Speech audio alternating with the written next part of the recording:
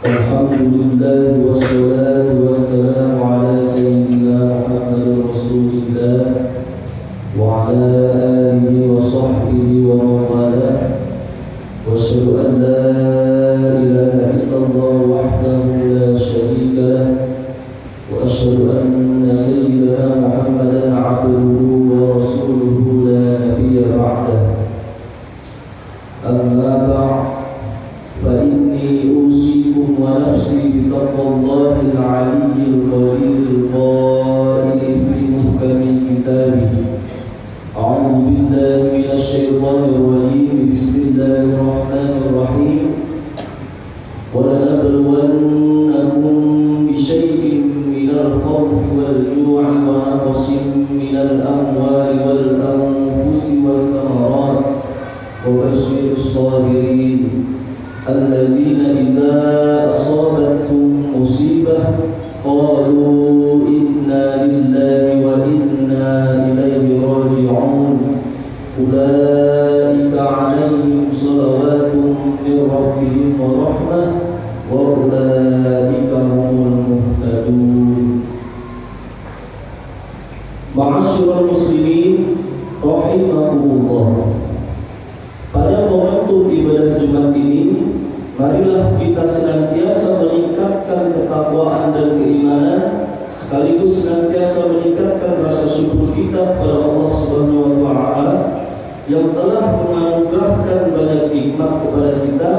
Saking banyaknya nikmat yang diberikan, terkadang kita lupa tidak merawat dan mensyukurinya. Di antara nikmat itu seperti nikmat sehat, sempat, dan juga yang paling penting adalah nikmat iman dan Islam. Semua nikmat yang dianugerahkan kepada kita ini pasti tidak bisa kita hitung satu persatu. Hal ini sesuai dengan firman Allah Subhanahu wa Ta'ala, "Wa in ta'uddu ni'matallahi la tuhsuha, innallaha ghafurur rahim." Dan jika kamu menghitung-hitung nikmat Allah, niscaya kamu tak dapat menentukan jumlahnya. Sesungguhnya Allah benar-benar Maha Pengampun lagi Maha Penyayang. Dalam mewujudkan rasa syukur kita, marilah kita senantiasa mengucapkan Alhamdulillah, baik saat mendapat nikmat maupun saat kita ditimpa musibah, karena perlu disadari nikmat yang dianugerahkan Allah pada kita lebih banyak dari masalah dan musibah yang kita hadapi dan rasakan.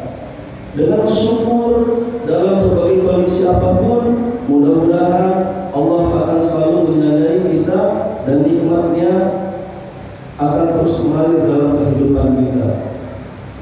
Allah pun telah menjanjikan dalam Al-Quran surat Ibrahim ayat 7, "Wa idza ta'azzana rabbukum la in syakartum la azidannakum wa la in kafartum inna 'adzabi lasyadid." Dan ingatlah juga tatkala Tuhan memaklumkan, sesungguhnya jika kamu bersyukur pasti kami akan menambah nikmat kepadamu, dan jika kamu mengingkari nikmatku maka sesungguhnya azabku sangat pedih. Semoga kita bukanlah hamba yang kufur akan nikmatnya, sehingga kita bisa terhindar dari azab, musibah dan malapetaka, dan kehidupan kita selamat di dunia dan akhirat. Amin. Ma'asyiral muslimin rahimakumullah. Dalam kehidupan ini kita tidak akan pernah lepas dari nikmat, dan begitu juga tak akan bisa lepas dari musibah dan cobaan. Saat mendapatkan nikmat dan saat menghadapi musibah, agama Islam telah memberikan panduan dengan senantiasa memegang dua prinsip, yakni asyukru 'inda ni'am, bersyukur ketika mendapat nikmat, dan as-sabru 'inda musibah, bersabar saat mendapatkan musibah.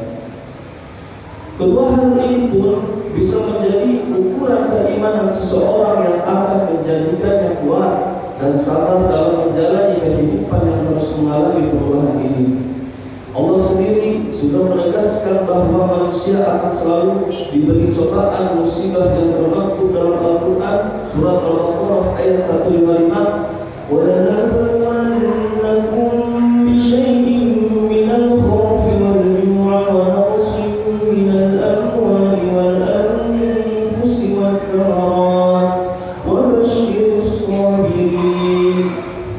dan sungguh akan kami berikan cobaan kepadamu dengan sedikit ketakutan, kelaparan, kekurangan harta, jiwa, dan buah-buahan, dan berikanlah berita gembira kepada orang-orang yang sabar.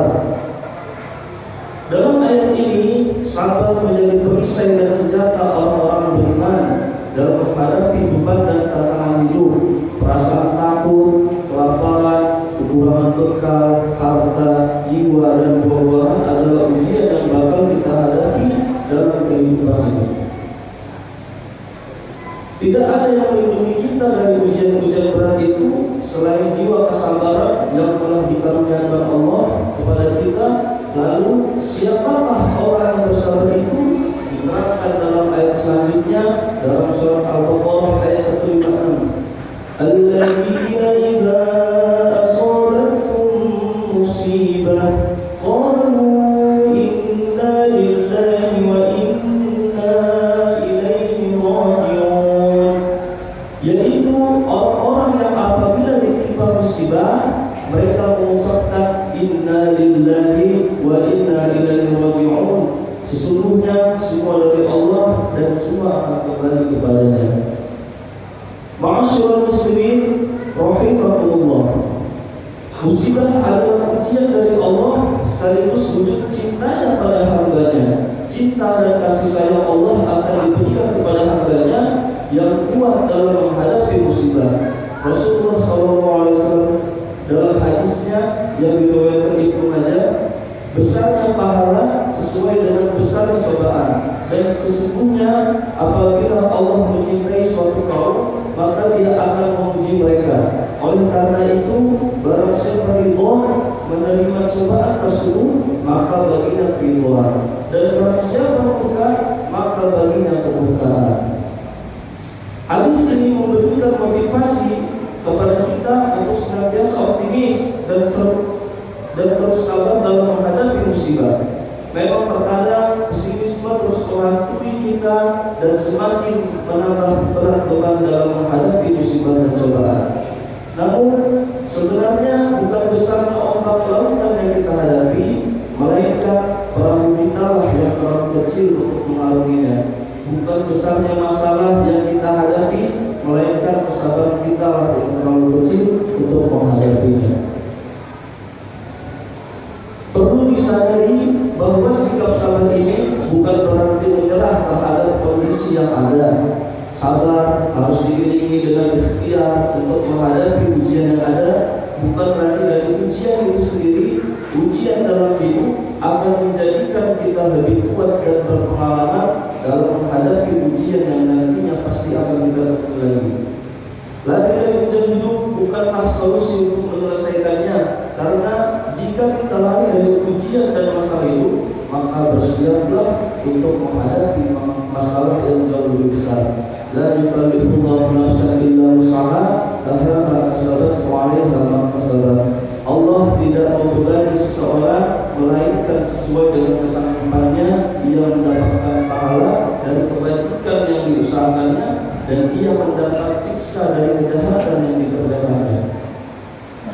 Sabar itu seperti payung yang tidak akan bisa menghentikan hujan, namun akan melindungi kita dari air yang membasahi, sehingga kita masih akan tetap bisa berjalan di tengah derasnya hujan.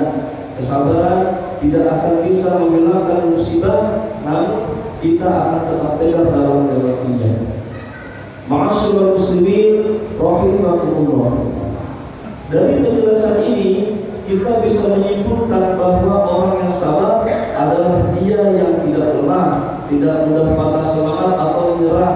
Sifat sabar ini dicontohkan Rasulullah SAW ketika umat Islam menjadi minoritas dan ditindas di Makkah.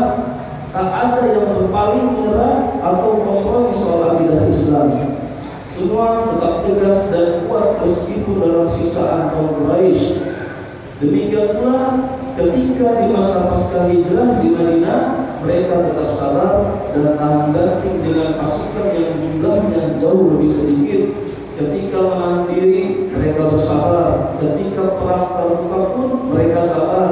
Dengan modal kesabaran ini, maka umat Islam awal tersebut meraih kemenangan dominan.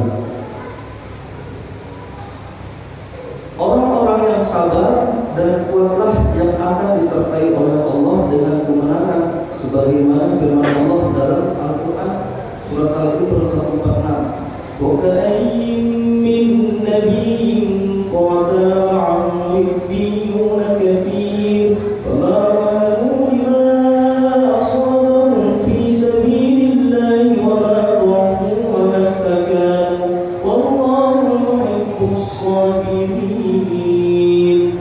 Dan betapa banyak nabi yang berperang didampingi sejumlah besar dari pengikutnya yang bertakwa, mereka tidak lemah karena bencana yang menimpanya di jalan Allah, tidak patah semangat dan tidak pula menyerah pada musuh, dan Allah mencintai orang-orang yang sabar. Ma'asyiral muslimin rahimakumullah. Demikianlah khutbah tentang pentingnya bersyukur atas nikmat Allah dan bersabar dalam menghadapi berbagai masalah dan musibah yang sudah menjadi sunnatullah harus dihadapi oleh manusia. Semoga kita termasuk orang yang kuat dan sabar dalam menghadapi segala bentuk permasalahan dalam hidup, dan semoga kita termasuk orang-orang yang dilindungi dan dicintai Allah Subhanahu wa taala. Barakallahu fi Qur'anil azim.